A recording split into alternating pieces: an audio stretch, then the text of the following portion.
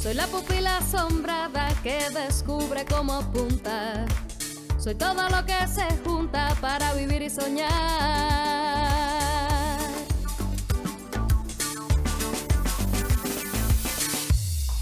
Un día, casi remoto, o quizás ahora mismo, llegó guitarra en mano y me advirtió: cuando me beses, cuando me acaricies, vas a sangrar, vas a iluminarte. Mi anatomía de espuma y granada hiere y canta por mí. Es que nací mucho antes y aún soy lo mismo que fui. Hoy la pupila está de fiesta porque un buen amigo está cumpliendo años, 70 años. Nació el 29 de noviembre de 1946. Por supuesto que te estoy invitando. Eres bienvenida, bienvenido y también viceversa.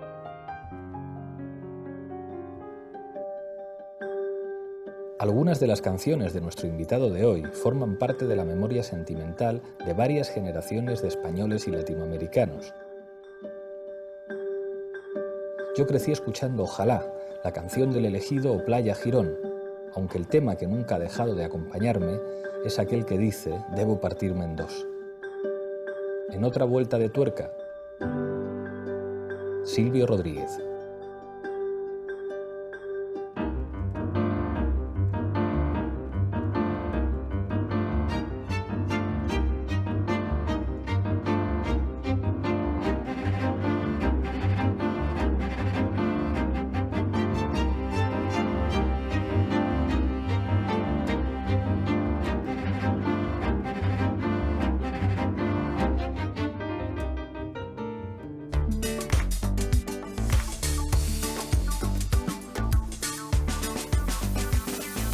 Y como cada semana te propongo adentrarnos en el futuro inmediato.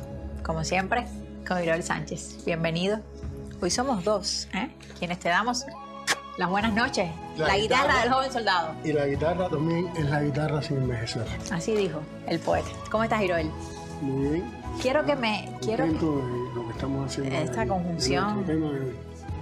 A propósito del tema del programa, Iroel, quiero que me expliques esto que poníamos en los avances. Cuéntame más de esto que veíamos. Bueno, era Pablo Iglesias presentando una entrevista con Silvio Rodríguez. Como sabes, Pablo Iglesias es hoy muy conocido como político, líder de este partido Podemos, que capitalizó o trató de capitalizar este descontento que salió a la luz en España con el movimiento 15M y emergió como una fuerza política, sobre todo de cara hace un tiempo a las elecciones del Parlamento Europeo y formado, liderado sobre todo por profesores universitarios, intelectuales. Pero ahí no lo veíamos en su rol de político.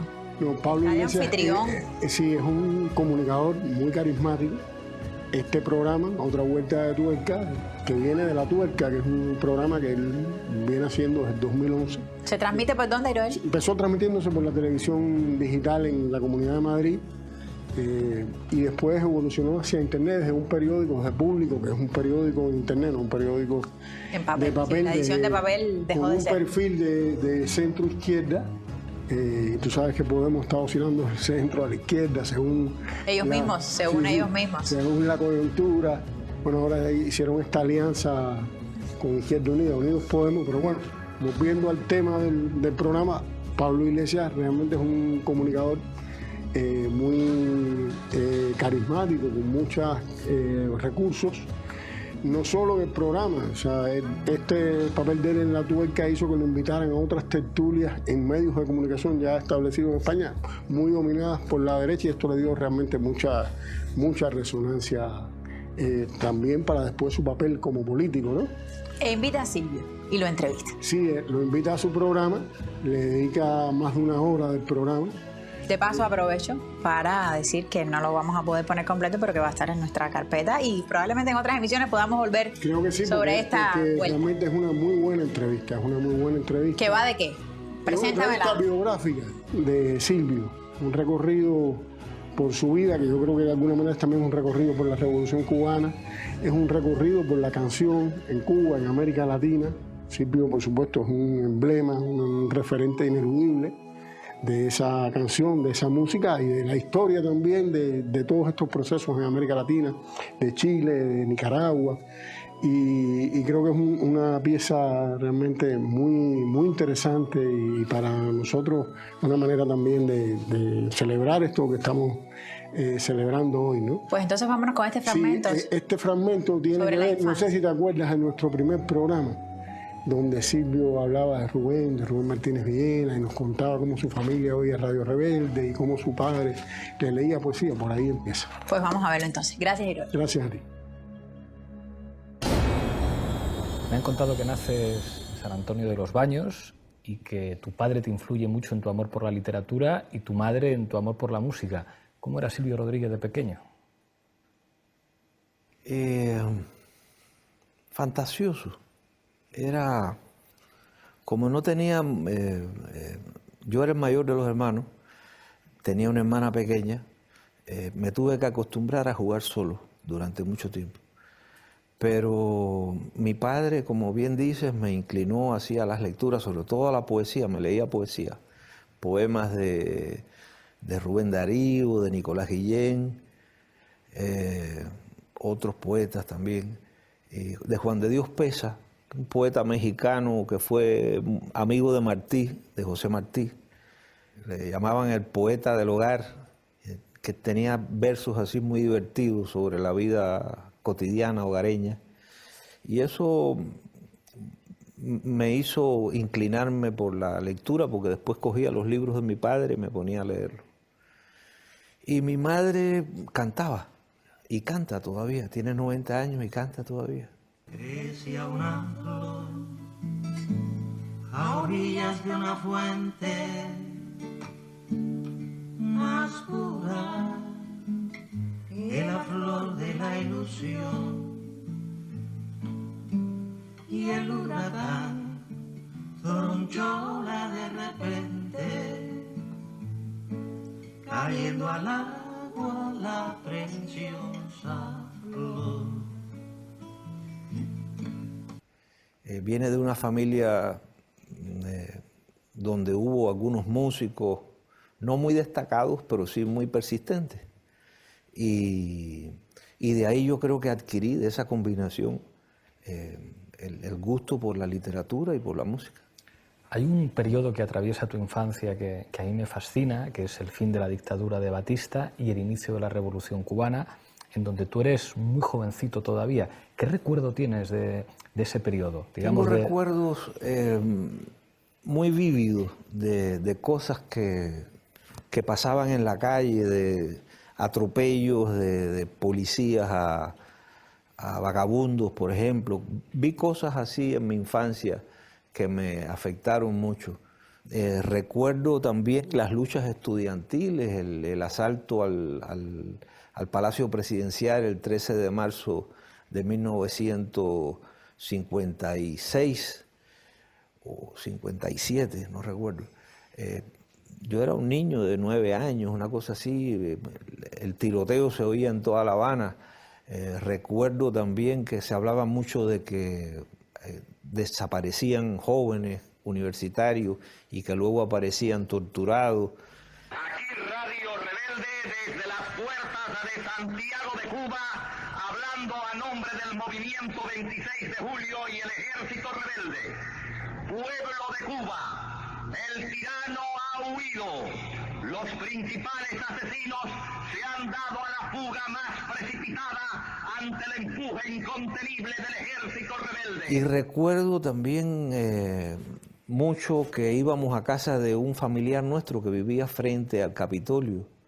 Y ahí en un cuartito que estaba al fondo de la casa se encendía muy bajito la Radio Rebelde, que era la radio que se transmitía desde la Sierra Maestra. Y uno de los que hablaba ahí era el Che, porque él fue el promotor de esa idea de hacer una radio que llegara a toda Cuba.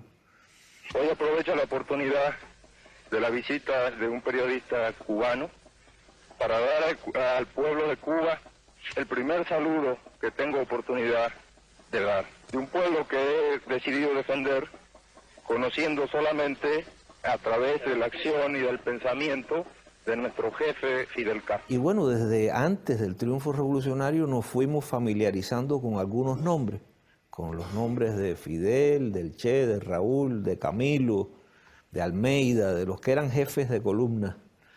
Y bueno, un poco como que todo el mundo era cómplice de lo que estaba pasando a través de la Radio Rebelde, a través de una forma de divulgar las noticias que el Che bromeó en determinado momento con eso y que se usa mucho en Cuba y que le llamamos Radio Bemba, o sea, la gente hablando, ¿no?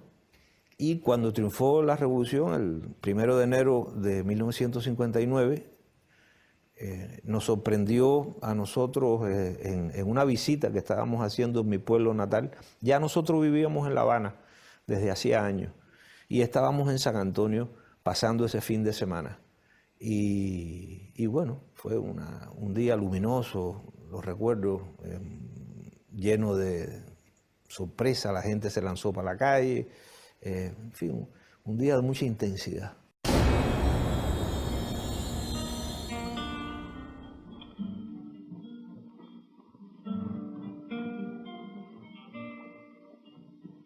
Debiera bastar con inventar tus ojos.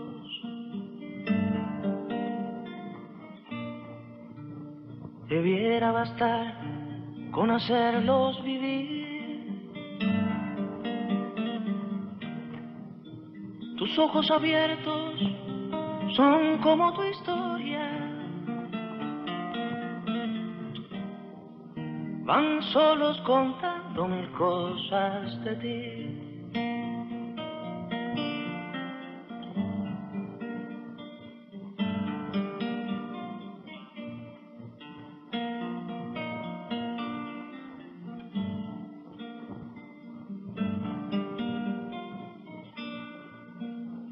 Los veo cual si viera la esfera de un brujo. Les veo países y escenas de amor. Mas ¿dónde debieran quedar los jardines? Yacen instrumentos de hacer la labor.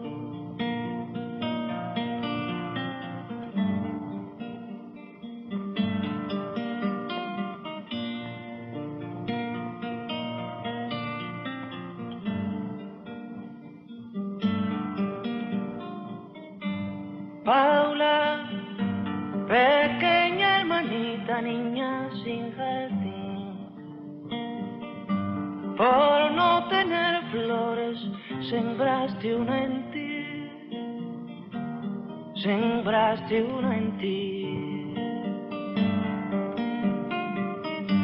Paula, yo pudiera darte un inmenso jardín, si pudiera darte todo mi país, todo mi país.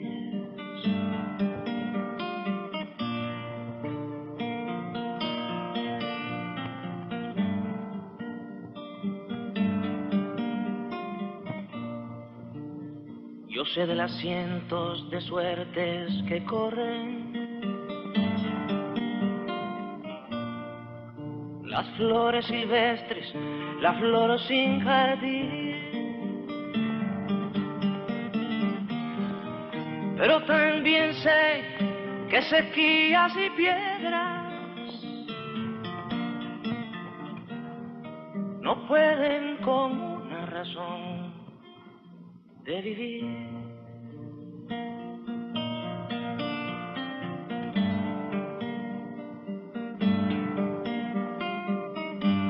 Paula, pequeña hermanita, niña sin jardín, por no tener flores sembraste una en ti, sembraste una en ti. Paula, yo pudiera darte un inmenso jardín, si pudiera darte todo mi país, todo mi país.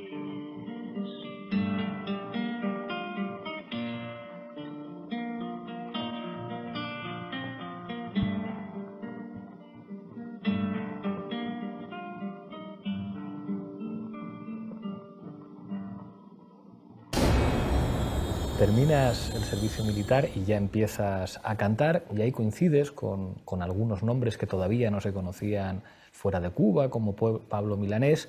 Muchos años después se hablará de la nueva trova cubana, que seguramente en aquel momento, digamos, no estaba, digamos, tan impuesto que hubiera un movimiento musical específico con una serie de características. Desde la distancia, desde el presente, ¿cómo juzgas lo que significó la nueva trova? La nueva trova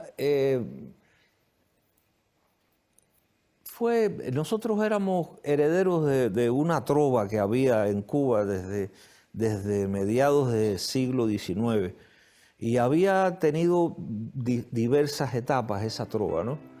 Y entonces la nueva trova no es más que los muchachos de mi generación que les toca agarrar la guitarra en pleno proceso revolucionario.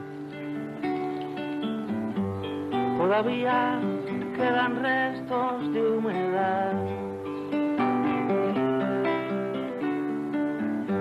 Tus olores llenan ya mi soledad.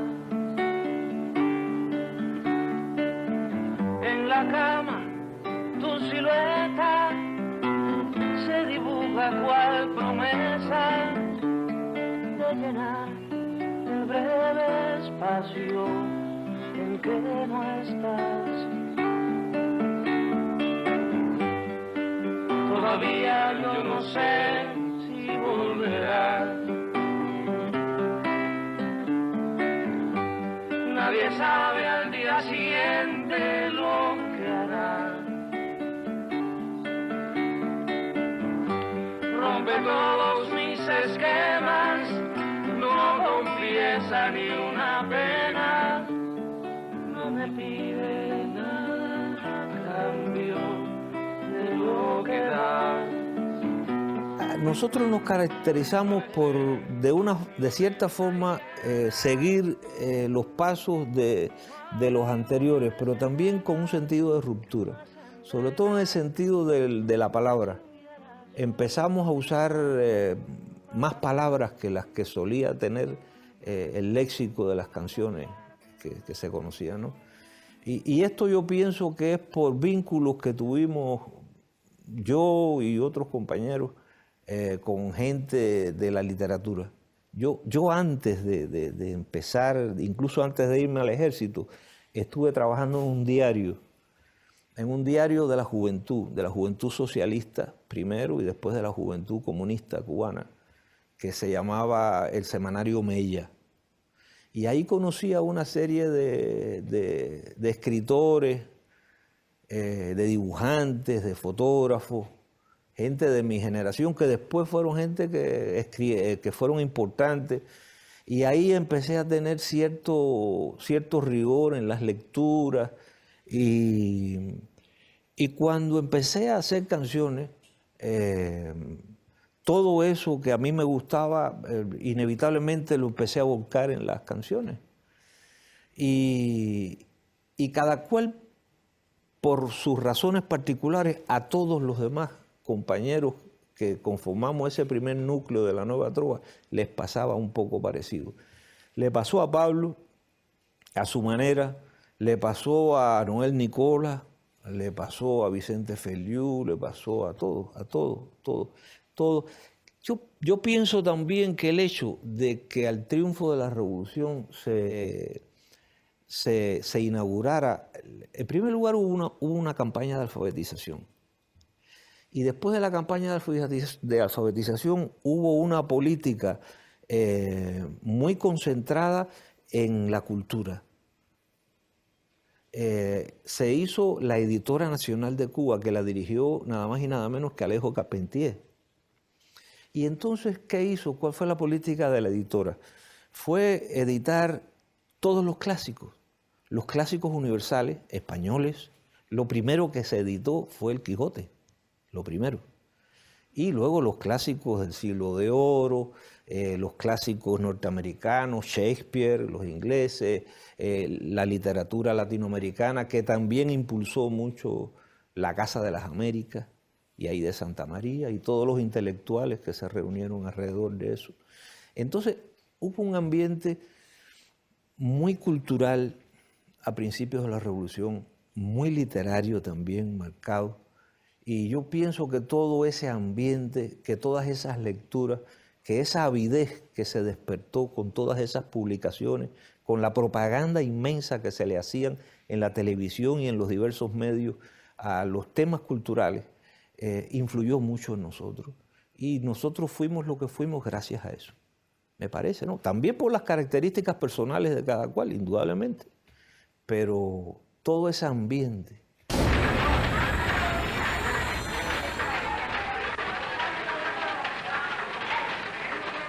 Books. 10 years ago, most people in Cuba could not read, and most books were imported from abroad. Today, the presses cannot keep up with the demand. Last year, over 70 million books were printed in Cuba. That such an explosive change does not come to a country without imposing on some people enormous strains.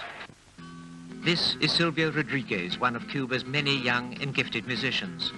I am, he says, of a generation which was born in a past that is now dead, but must live today for a future which has not yet arrived.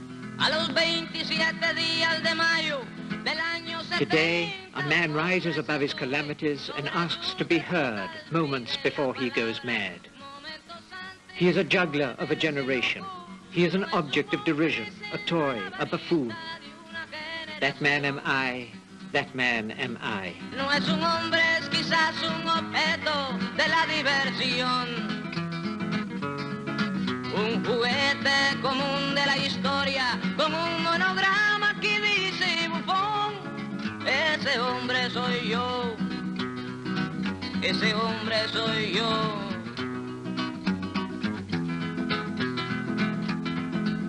Ahora quiero hablar de poetas muertos y poetas vivos, de tantos muchachos, hijos de esta fiesta, y de la tortura de ser ellos mismos, porque hay que decir que hay quien muere sobre su papel.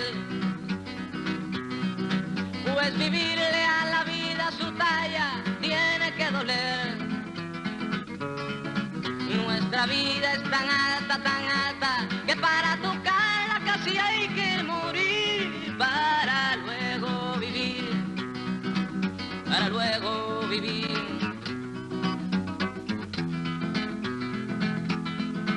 Yo no reniego de lo que me toca, yo no me arrepiento, pues no tengo culpas, pero hubiera querido poderme jugar toda la muerte allá en el pasado, o toda la vida en el porvenir que no puedo alcanzar. Y con esto no quiero decir que me pongo a llorar. Sé que hay que seguir navegando, sigan exigiéndome cada vez más hasta poder seguir o reventar.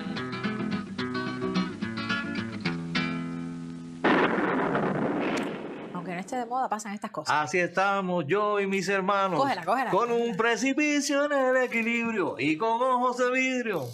Silvio, oda a mi generación. Ya hablamos una vez de Cuba Va, documental de Félix Green en el año 70, y que no es un documental dedicado a Silvio, es de la Revolución Cubana, los primeros años de la Revolución Cubana, específicamente de aquellos alrededor de los 70, y en el que cantan Silvio, Pablo y Noel separados y después cantan juntos Cuba Va. Y terminó conociéndose más la canción que el propio documental. Motivó Cuba Va. Y bueno, vamos a tener hoy en esta fiesta también, por supuesto, que levante la mano la guitarra, que es un documento cardinal, no solo el documental, también el libro que hicieron, bueno, Víctor Casado con Wichi Noguera, con Luis Rogelio Noguera, uno de los grandes poetas de esa generación. Y siempre hablaba de ese ambiente cultural que rondaba, por el Caimán Barbuda, que él de alguna manera de que él formaba parte. Y ellos dos también eran miembros del staff. Wichi Noguera, Víctor Casao, Guillermo Rodríguez Rivera, Félix Guerra, Félix Contreras, Jesús Díaz, Guillermo, te lo mencionaba, Guillermo, Wichi, Posada, Gallego Posada, que era ilustrador fantástico también, de San Antonio de los Baños, que era español en principio.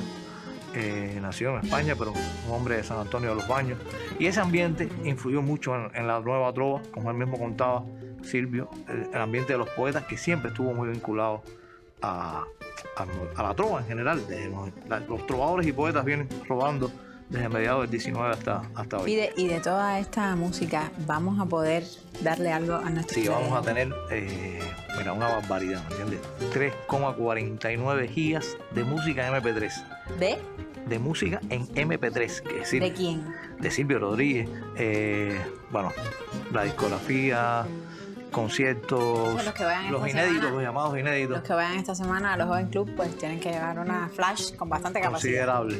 Y además los documentales Cubabá y que levante la mano a la guitarra, que como te decía, me parece cardinal porque es como quien de pronto redimensiona la obra de Silvio, la pone en el plano, a través del audiovisual y de la literatura, porque se hace el primer cancionero que hicieron Wichi Noguera, Luis Rogelio Noguera con Víctor Casado. Así que creo que, por cierto, que veíamos toda mi generación de Cuba Va, y dentro de un ratico vamos a ver de que levante la mano la guitarra, el momento de Hay un grupo que dice, que es una canción también cardinal de la obra de Silvio de aquellos años. Pero antes nos vamos con otro fragmento de Otra Vuelta de Tuerca. Vamos a darle otra vuelta. Gracias, Fide. ¿Y la guitarra?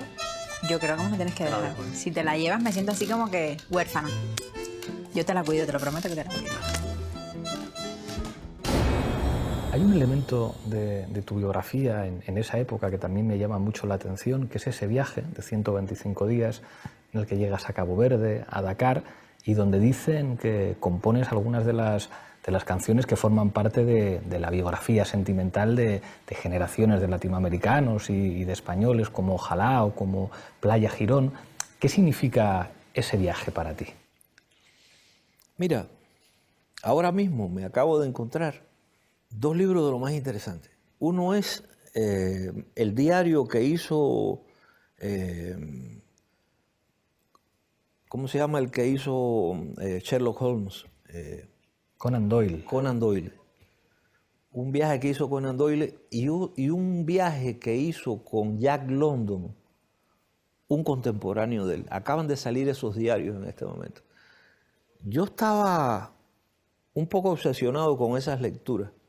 Yo había leído mucho a London, a Jack London, había leído a Conan Doyle, había leído a Joseph Conrad, había leído a Melville, había todas esas novelas que hablaban del mar y de... Acuérdate que yo soy de una isla y que todos los isleños tenemos un poco la curiosidad por saber qué es lo que hay más allá del horizonte, porque alrededor nuestro solamente vemos agua. Entonces yo tenía un poco esa ansiedad.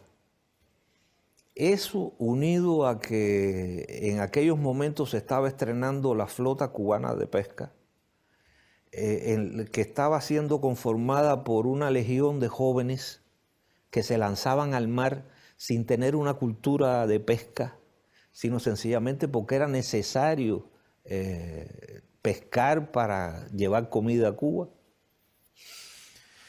Y a veces estaba la conciencia de saber que muchos de ellos se metían meses, incluso se hablaba hasta de años, sin regresar, trabajando sin parar. Todas esas cosas unidas, mis lecturas, la realidad, la flota cubana y algunas otras cosas más, me llevaron a plantearle un día a un compañero que me hiciera el favor de conseguirme un viaje para montarme en un barco.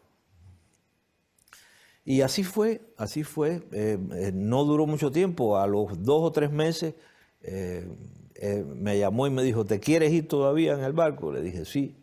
Y bueno, está el barco, vete allí al puerto. Me llevaron, me presentaron al capitán y todo esto. Este es el tipo que se va con ustedes. Cara, agarré un montón de libros que no me había leído y algunos otros que me había leído pero que me quería volver a leer.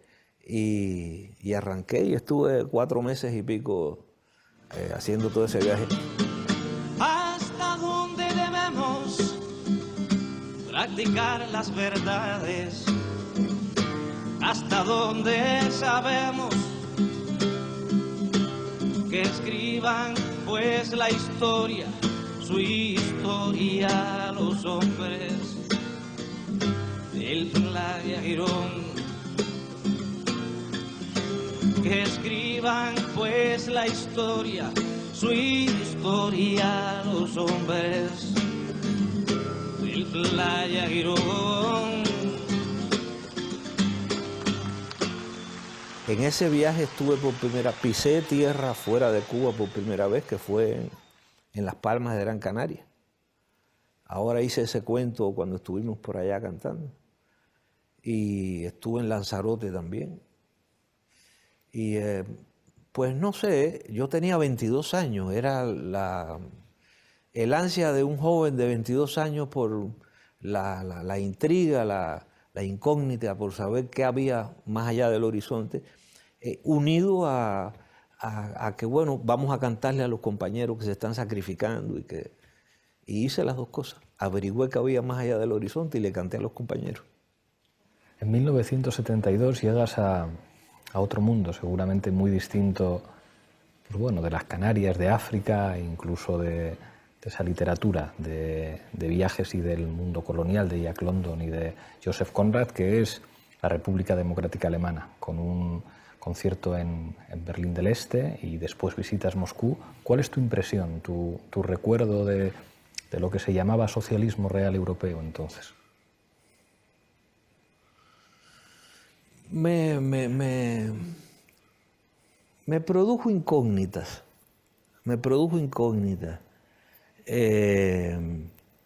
Por ejemplo, en la basílica en la basílica pequeña que está en el Kremlin, que hay iconos de Andrei Rublev, y ahí hubo una soviética que era la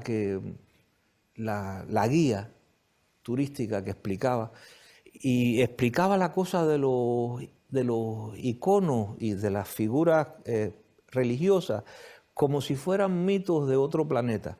Bueno, y antes se creía que existían seres en el cielo, y a mí aquello me sonó raro, me sonó impostado, me sonó a mentira. Y yo dije, ¿cómo? Pero si todavía hay iglesia y la mamá de uno cree también que hay gente ahí arriba. O sea, me sonó algo falso ahí. Pero de todas formas, eso estaba ligado con todo lo que uno también había leído de ese país, tantos escritores, tantos... Fui al cementerio de Novodevichy y me hice una foto al lado de la tumba de Mayakovsky, que es un poeta que siempre admiré, no solo por su poesía, sino por su postura humana. Arrebataba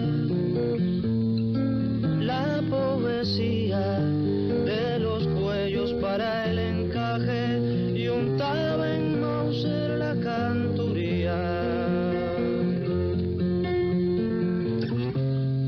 Rompía las sedas y los ropajes y teñidas de rebeldía, rojas banderas le hacían de paje. Era el tiempo de los estrenos, el comienzo del porvenir. Era el néctar contra el veneno, la tierra en celo era el fusil. Era el canto definitivo y la tierra cantó en su voz la canción del desposeído, el canto bueno del buen canto. Es un país extraordinario, es un país misterioso, es un país muy curioso, con una historia muy particular. Y es un país al que yo respeto mucho porque hizo también una contribución a la humanidad extraordinaria cuando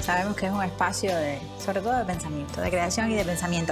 Yo quería comentarte, Elizabeth, lo importante que, vaya, como que sirva de ejemplo las cosas que hace Silvio en internet, en tanto no solo se queda con la tradicional posición de un músico, sino que es bastante activo en todo lo concerniente a la red de redes. Ojalá todos los artistas hicieran lo mismo, estarían más cerca de su público.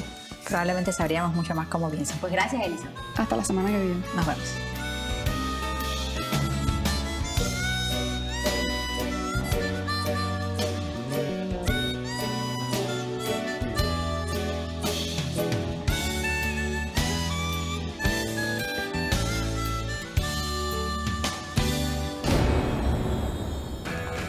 La Pupila Asombrada celebra los 70 años de Silvio Rodríguez. Lo hacemos presentando fragmentos de su entrevista en el programa Otra Vuelta de Tuerca, que se presentará este año en España. Hay otro momento histórico mágico que además es también un mito en América Latina y para la izquierda en general, que son los 1000 días de Allende, y tú eso lo ves directamente. Tú en 1973... con Pablo Milanés y con otra gente viajáis a Chile, efectivamente, y que además es el Chile de Parra, de Quilapayún, de Víctor Jara y sobre todo el Chile de la Unidad Popular. Yo supongo que para un cubano esa experiencia tenía que ser muy llamativa, sobre todo además por la complicidad y la empatía que se había generado entre Allende y Fidel. Apasionante. Y sobre todo por mi generación, que lo que eran los enfrentamientos callejeros los habíamos vivido cuando la tiranía de Batista, pero desde la óptica del niño.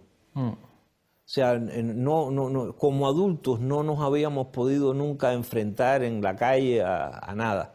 Y de pronto allí tú ibas caminando por la calle y de pronto te veías en medio de una lanzadera de gases lacrimógenos y palos y chorros de agua. Y había un momento en que ya tú no sabías ni quién tú tenías al lado. Claro. Era un poco sálvese el que pueda, porque se arman unas situaciones muy crispadas y desesperadas en esas situaciones. Tener todas esas experiencias, la posibilidad de verlo en vivo, incluso una cosa que a mí me llamó mucho la atención y que me angustiaba mucho, era ver cómo los mismos compañeros, o lo que se suponían que eran los compañeros de Allende, lo criticaban tanto.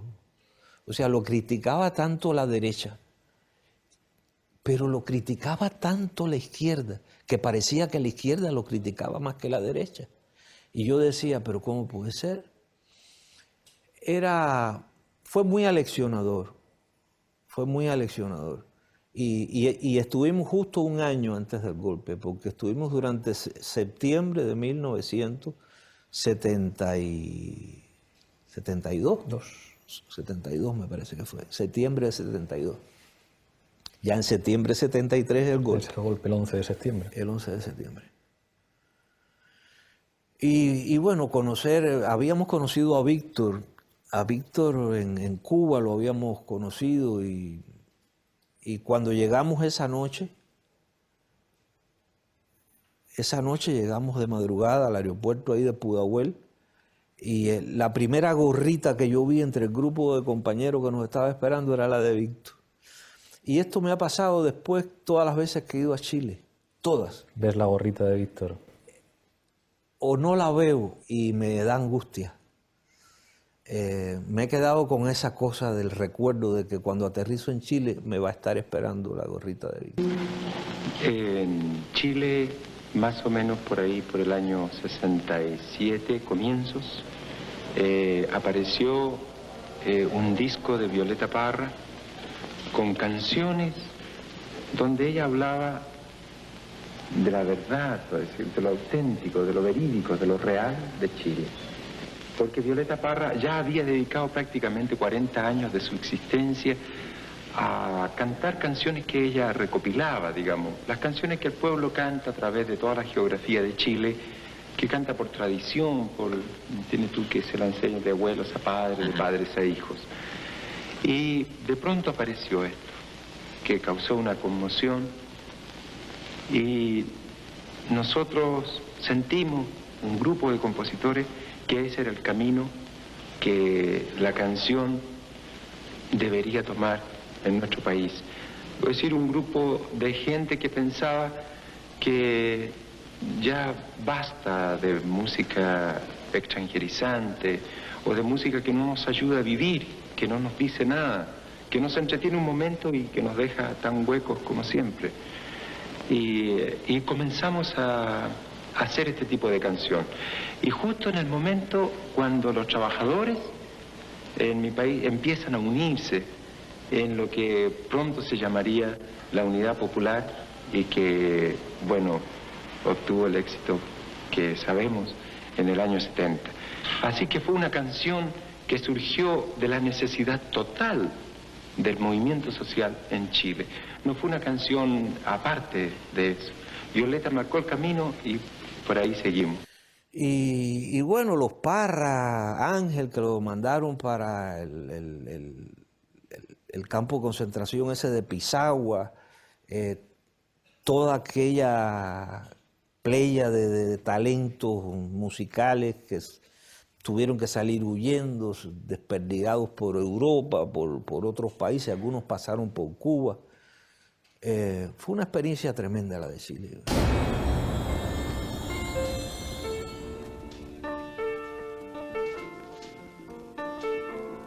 Canción de Silvio Rodríguez, Santiago de Chile, arreglo de Eduardo Ramos.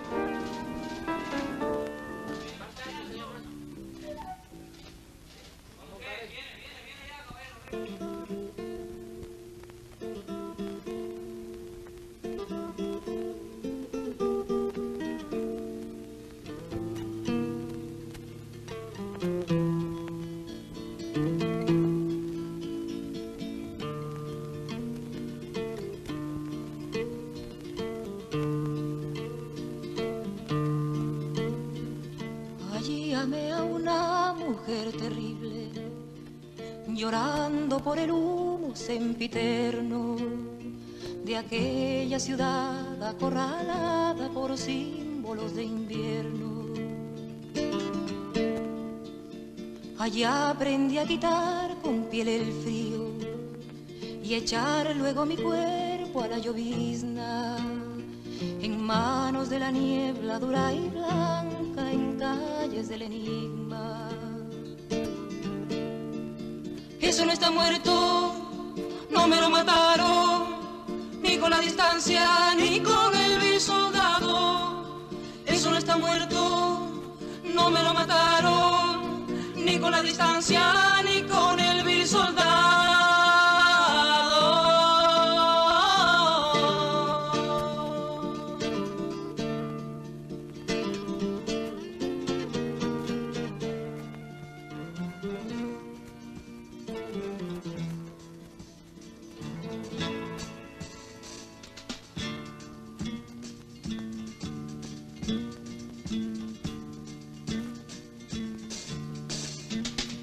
Allí entre los cerros tuve amigos que entre bombas de humo eran hermanos. Allí yo tuve más de 4 cosas que siempre he deseado. Allí nuestra canción se hizo pequeña entre la multitud desesperada. Un poderoso canto de la tierra era quien más cantaba. Eso no está muerto, no me lo mataron, ni con la distancia, ni con el vil soldado. Eso no está muerto, no me lo mataron, ni con la distancia, ni con el vil soldado.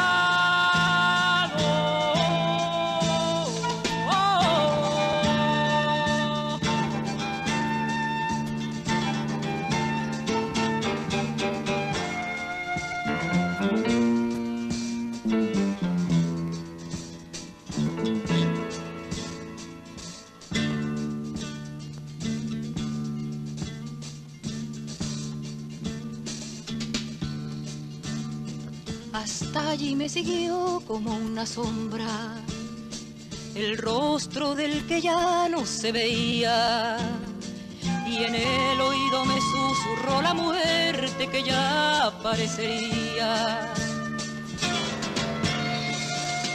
Allí yo tuve un odio, una vergüenza, niños mendigos de la madrugada, y el deseo de cambiar cada cuerda por un saco de balas.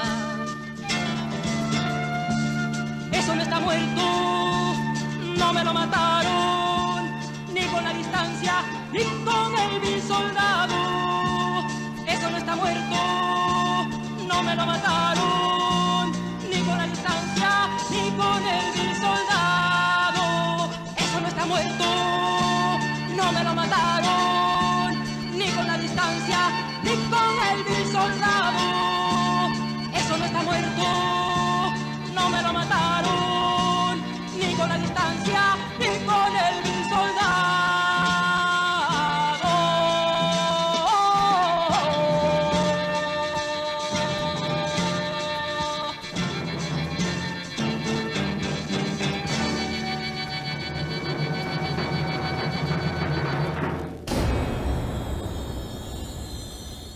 Silvio le cantaba a Santiago de Chile junto a la venezolana Soledad Bravo en una sesión de grabaciones del grupo de experimentación sonora del ICAIC. Este es otro de esos momentos especiales que tiene la pupila cuando está de fiesta.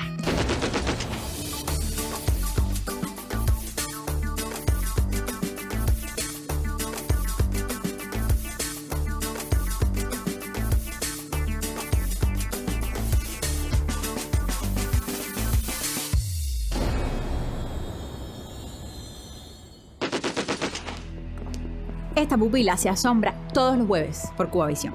También estamos en nuestro sitio web y en los blogs El Diablo Ilustrado y La Pupila Insomne. Pero como queremos ser más que un programa de televisión, también nos podemos ver en vivo siempre el primer viernes de cada mes en el hueco de 21IG en El Vedado.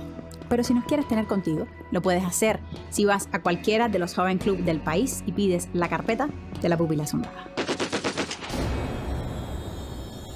Después de eso, sacas tu primer disco y te censuran canciones en América Latina. Y se prohíbe escuchar a Silvio Rodríguez en algunos países de América Latina y en España se prohíben algunas canciones también.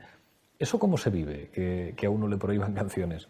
Mira, en ese momento realmente yo no era, o sea, yo era un poco conocido en Cuba. Yo había empezado a tocar en el año 67 cuando me desmovilicé. Había tenido un programa de televisión.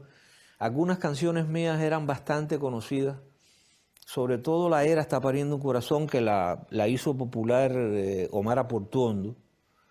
Y otras canciones, pues, yo había hecho algunos temas para programas de televisión y la gente sabía quién yo era, pero realmente yo no tenía una proyección así internacional muy fuerte.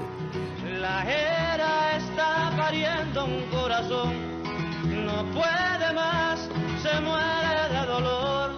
Y hay que acudir corriendo, pues se cae el porvenir en cualquier selva del mundo, en cualquier calle.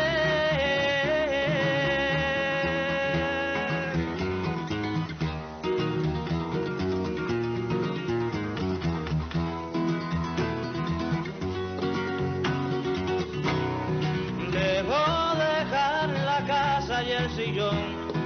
La madre vive hasta que muere el sol y hay que quemar el cielo si es preciso por vivir. Debo dejar la casa y el sillón. La madre vive hasta que muere el sol y hay que quemar el cielo si es preciso por vivir, por cualquier hombre del mundo, por cualquier casa.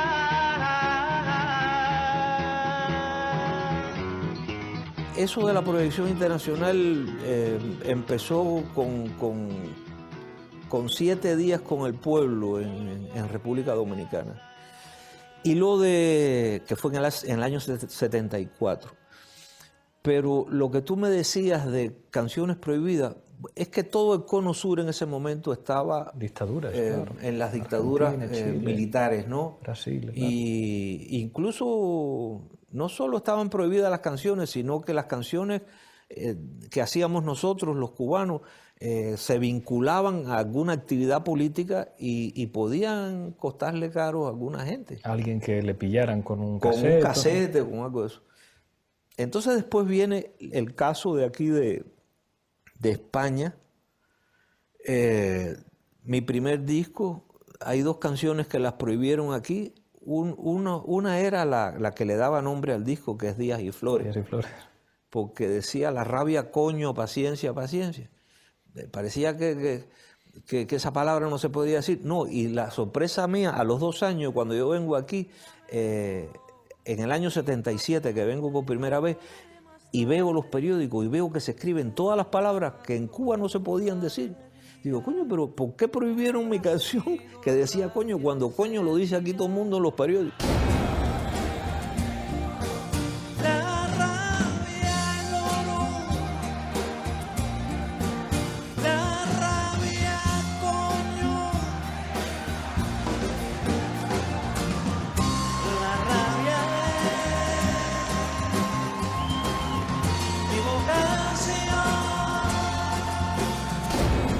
Ya estamos llegando al final de este cumpleaños, pero no será esta la última fiesta poética que tendremos con Silvio, porque no somos un programa que llega y se va.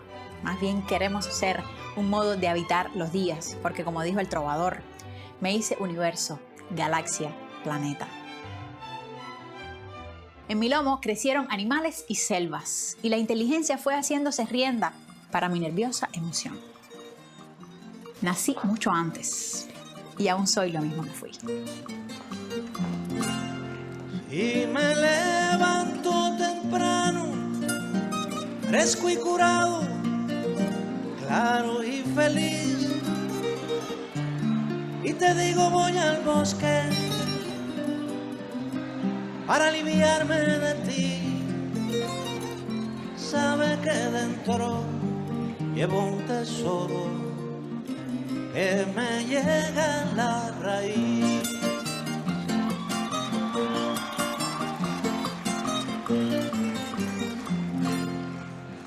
Si luego vuelvo cargado con muchas flores, mucho color, y te las pongo en la risa, en la ternura, en la voz, es que he mojado en flor mi camisa para teñir su sudor.